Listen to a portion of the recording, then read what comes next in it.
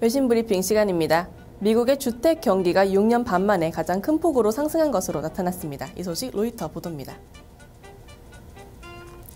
지난밤 로이터 통신은 케이스 슐러와 S&P가 집계한 11월에 주요 20개 주요 도시 주택 가격이 전년 같은 기간보다 5.5% 상승했다고 전했습니다. 이는 전문가 예상치에 부합하는 것으로 2006년 8월 이후 최대 상승폭입니다.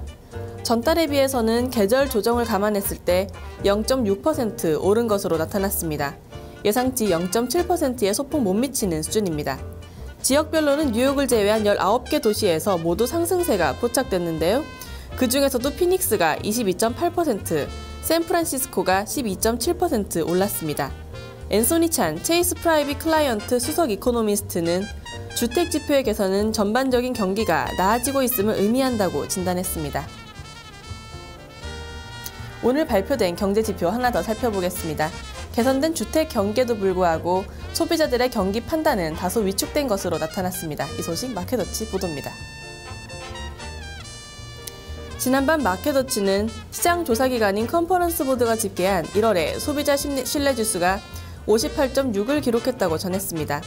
이는 전달의 66.7과 시장 전망치 64를 모두 크게 밑도는 것으로 2011년 11월 이후 가장 낮은 수준을 기록했습니다.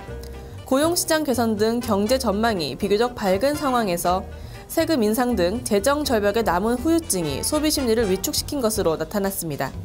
린 프랑코 컨퍼런스 보드 이사는 소비자들의 경제 전망이 생각보다 더 어두웠다며 특히 금융 부문에 대한 우려가 높았다고 진단했습니다. 이어 소득세 인상 문제가 소비 심리 악화에 영향을 미쳤다며 지수가 개선되기까지는 시간이 조금 필요할 것이라고 덧붙였습니다. 미국의 자동차 업체인 포드가 예상을 상회하는 4분기 실적을 공개했습니다.